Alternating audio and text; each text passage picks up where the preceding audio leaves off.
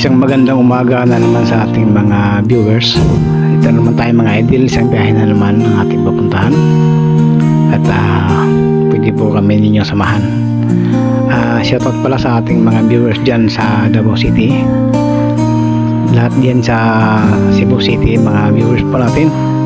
Dyan sa Iloilo City. Shoutout po sa inyo idol. Hindi ko na lang po kayo isa-isahin.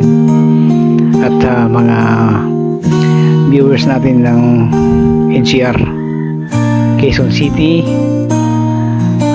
Pasay City, Makati City, Taguig City, at sa Batangas City, sa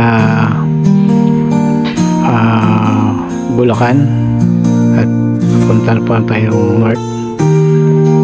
So sa lahat ng mga viewers, kumusta na po kayo dyan mga idol?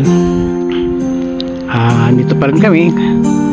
Isang biyahe na naman lang ating gagawin para naman sa ating patuloy pa nating tutuklas sa mga kalikasan na nakatago lang ito sa ating dito sa banda sa Pilipinas. Maraming nagtataka kung bakit ito pong napili natin na mga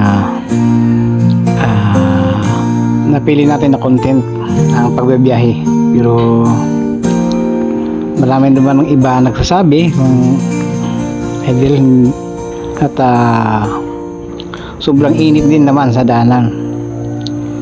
Tama po kayo idol, sobrang init nga talaga, tsaka sobrang layo pa, pero pag masaya po kayo hindi naman naramdaman ng pagod mga idol. Basta importante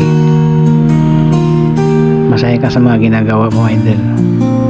At saka tuwing nakikita kami ng mga gandang tanawin at matuklasan namin ang napakagandang kalikasan sa atin, bali wala po kami pagod mga idol, napapalitan po ng saya. Kaya wala pong mapaglagyan ng saya sa aming kalooban na makikita namin ang kalikasan na maganda. Hanggang ngayon mayroon pa rin mga kalikasan ng natira, hindi po lahat nawawala. Nandito lang sa atin sa Pilipinas.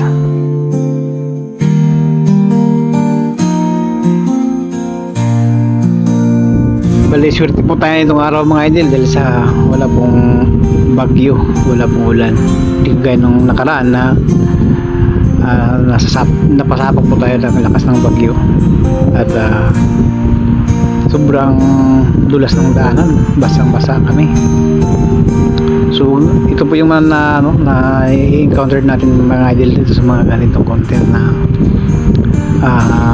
hindi mo maiwasan talaga. Medyo kung mag-init, sobrang init naman kapag nag-ulan. Kung nagbagyo, sobrang lamig naman. So ganoon talaga ang naranasan natin dito. Kaya hindi po basta-basta, kaya kung saan ka masaya idol, gawin mo, kasi maiksi lang ang buhay natin, lalo na ngayon na medyo may mga problema na sa ating sa bansa natin. So nung kagirian, lalo na yung Pilipinas at saka China, marami na tayong mga kababayan na mga sundalo na ginigipit ngayon dito sa West Philippine Sea. So ibig sabihin malapit na idol ang gira na naman siguro nito, ang China versus Pilipinas. So sa tingin mo idol, sino kayang mananalo? Kung sundalo ang pag-uusapan ho natin, wala ho tayong panalo sa China kasi ang dami nila at saka mga high-tech ang kanilang mga gagamitan, tsaka mayaman na bansa yun. Sa atin medyo wala po tayong panama doon sa kanila. So yun po, sana po hindi po matutuloy yung mga pangyayari, hindi lumala. Kailangan sigurong maayos ito, tsaka hindi naman kailangan tayo magpapatayan dahil sa isang lugar na isang ganun lang. So kailangan siguro natin dito mga idol, kailangan magkasundo po tayo kung dapat gagawin natin dyan sa West Philippine Sea. Hindi po yung dadanak ang dugo.